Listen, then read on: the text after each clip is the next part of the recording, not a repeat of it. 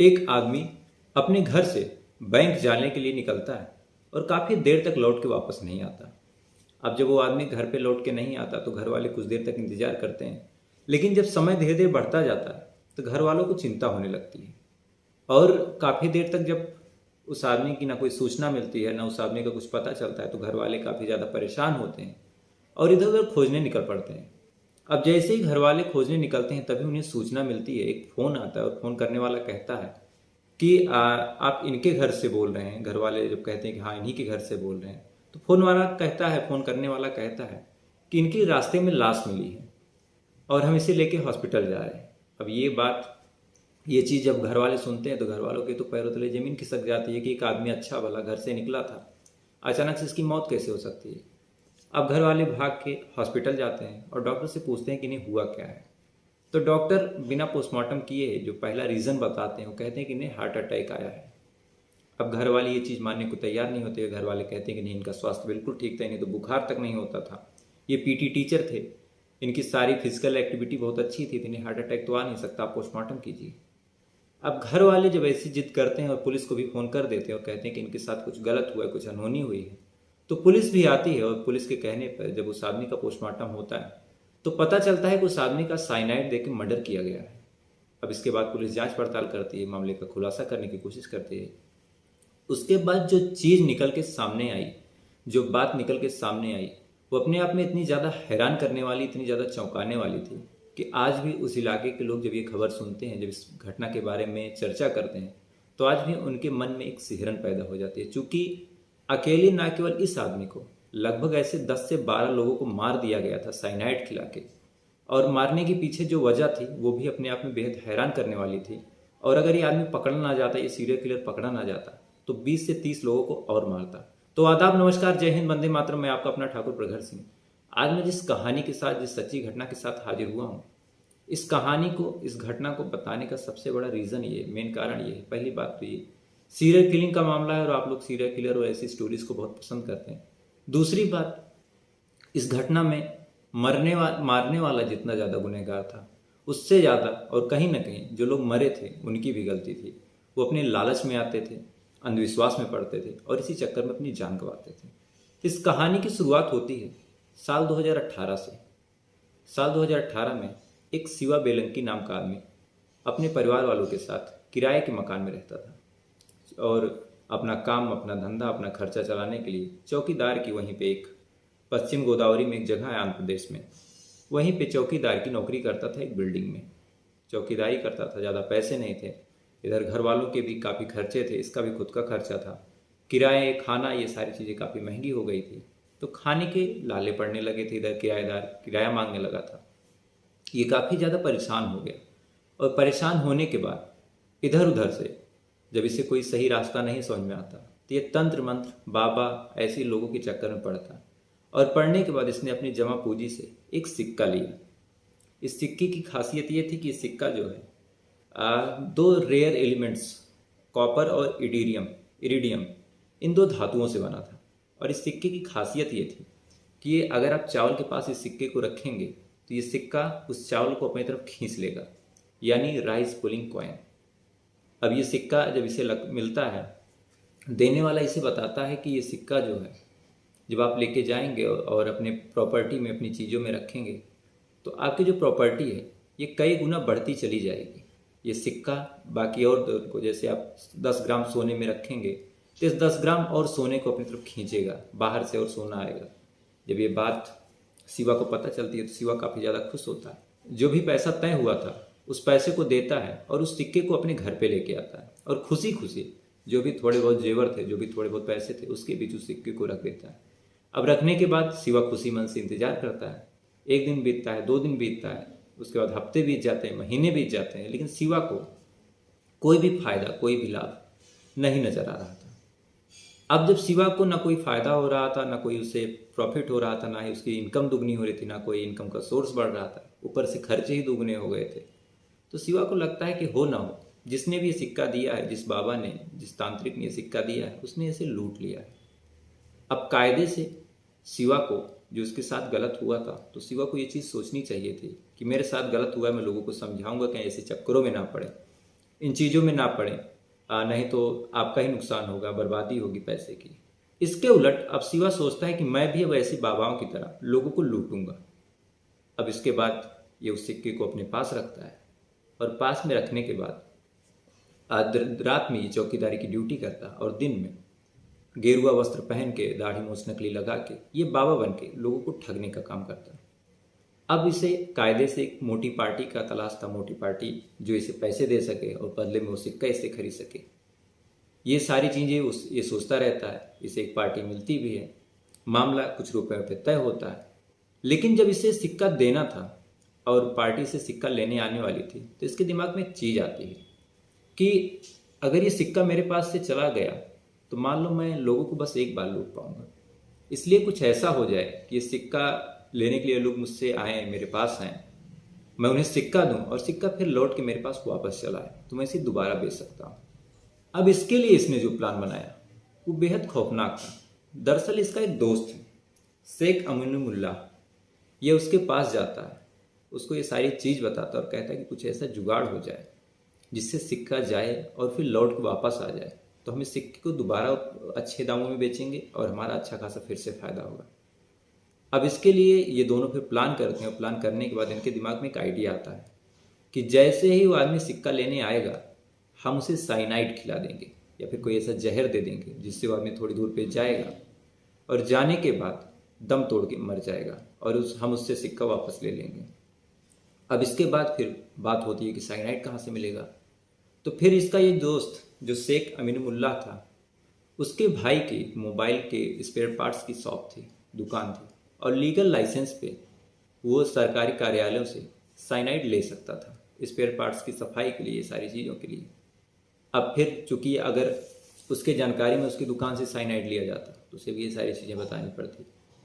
तो अमीनुल्लाह कहता है कि ठीक है, तुम परेशान मत हो शिवा, मैं अपने भाई की दुकान से उसके नाम पे, उसके लाइसेंस पे चोरी से साइनाइड लेके तुम्हें दे दूंगा।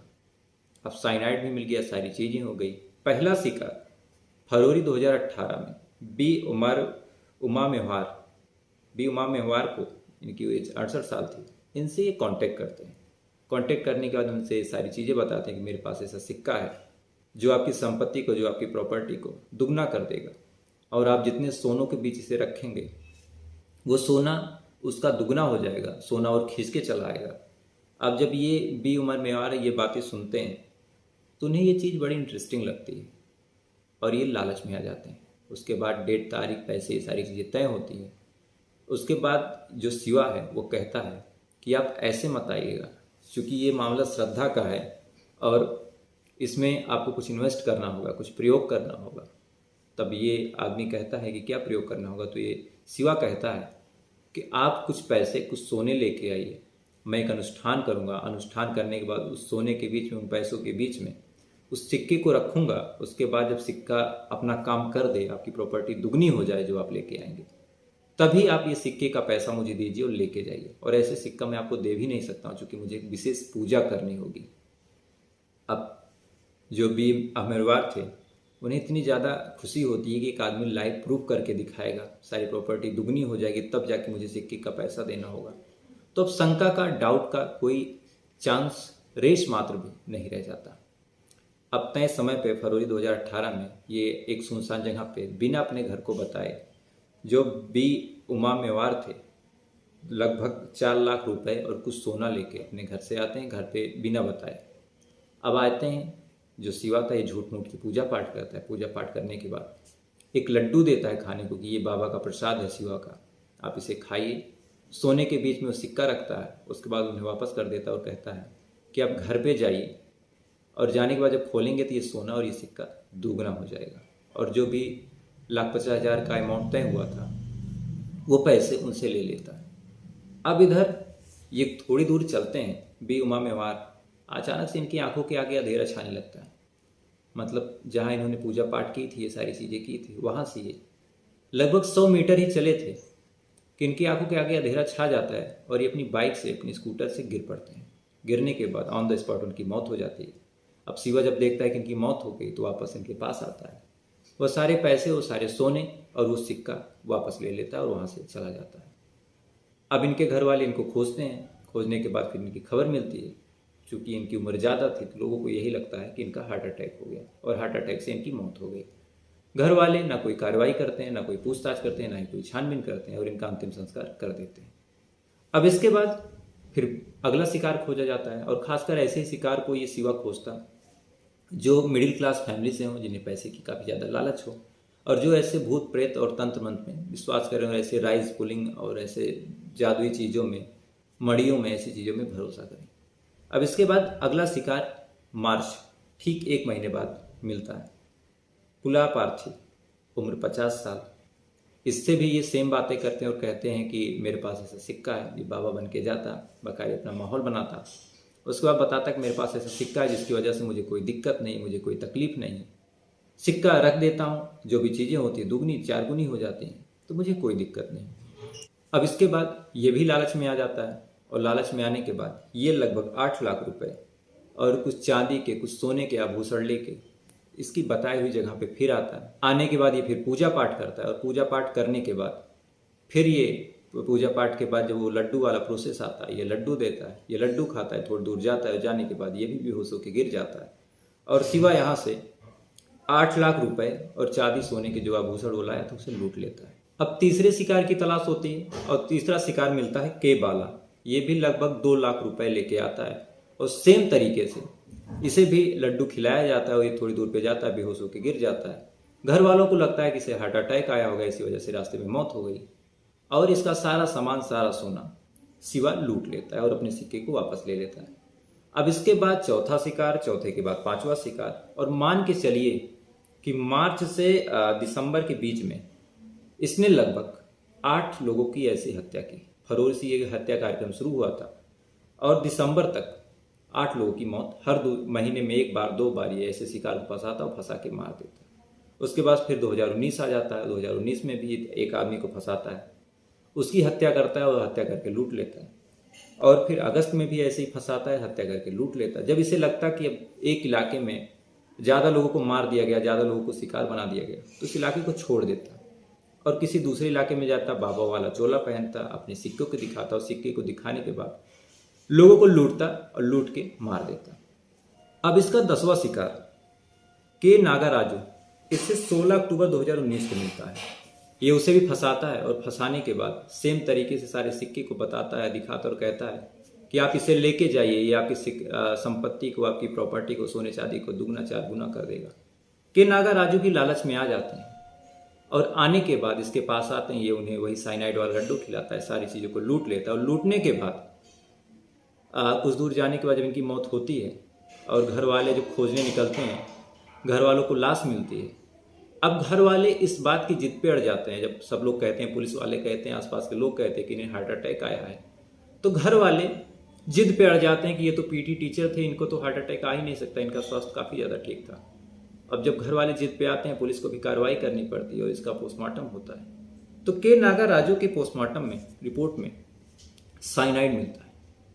पुलिस वाले जब साइनाइड देखते हैं तो उनकी तो हवा खराब की। एक आदमी, पहली बात तो साइनाइड इतना ज़्यादा रेयर और इसे साइनाइड खिला के मारा गया, ना ही कोई हाथापाई ना कोई कुछ। अब घर वाले और पुलिस वाले दोनों की हवा खराब और चारों तरफ से जब छानबीन की जाती है और कहीं से कुछ मिलता नहीं, तो पुलिस वाले कहते हैं कि अब के नागाराजू की कॉल डिटेल निकाली जाए। अब के नागाराजू की कॉल डिटेल निकाली जाती है और कॉल डिटेल में सबसे ज़्यादा जो नंबर मिला था वो शिवा का मिला था। अब लिहाजा पुलिस शिवा के पास जाती है, शिवा को उठाती है और शिवा से जब पूछताछ करती है तो शुरुआत में तो शिवा कुछ नहीं बताता, लेकिन अपने तरीके से जब पुलिस पूछताछ करती है तो शिवा ये सारे मामले, ये सारे गुनाह कबूलता है और साथ ही एक बात पूछते हैं जब पुलिस वाले कि चलो तुम लूट लेते थे तो मारते क्यों थे, तो शिवा बताता है कि अगर मैं लोगों को मारता नहीं और ये बात बाहर आती तो मेरा धंधा ना तो आगे चलता और मेरा सिक्का मेरे पास से चला जाता। अब पुलिस वाले जब ये बात सुनते हैं और ये अपना एक बार जुर्म करता है तो पुलिस वाले इससे पूछते हैं कि ये तुम्हारा सिलसिला रुकता कब, तो उसने बताया कि अभी मैं 20 ऐसे और लोगों को अपना निशाना बनाया था, सबकी लिस्ट मेरे पास तैयार थी और 2019 के लास्ट तक मैं 20 लोगों को और मारता। यानी एक आदमी जो 10 लोगों को मार चुका है और 20 ऐसे लोगों को और मारता साल 2019 में ही, और आगे न जाने चल के कितने और लोगों को मारता। लेकिन एक गलती से, एक कॉल डिटेल से और ये सारी चीज़ों से वो निकल गया। अगर के नागराजू के घर वाले जिद न करते कि इसको हार्ट अटैक नहीं आ सकता, तो इसके जो अपराधों की फहरिस्त है, जो इसके अपराधों का सिलसिला है, वो शायद आज तक चलता रहता। तो फिलहाल ये थी पूरी कहानी साइनाइड शिवा की, जो आंध्र प्रदेश का एक फेमस सीरियल किलर कहें या फिर सीरियल लुटेरा कहें या फिर चाहे जो कहें। और लोगों की भी गलती है कि ऐसे अंधविश्वास में, ऐसे आडंबरों में फंस के ऐसी चीज़ें करते हैं कि उनको अपनी जान तक गंवानी पड़ती है। तो आप इस वीडियो को ज़्यादा से ज़्यादा शेयर कीजिए, लोगों तक पहुंचाइए, ताकि लोग भी ऐसे आडंबरों में ना पड़ें। और अगर आपको वीडियो पसंद आई हो तो एक लाइक कर लीजिएगा, कमेंट कर लीजिएगा, सब्सक्राइब कर लीजिएगा। तो अब आपसे कल फिर मुलाकात होगी किसी नई कहानी के साथ। अब तक अच्छे रहिए, खुश रहिए। जय हिंद, वंदे मातरम।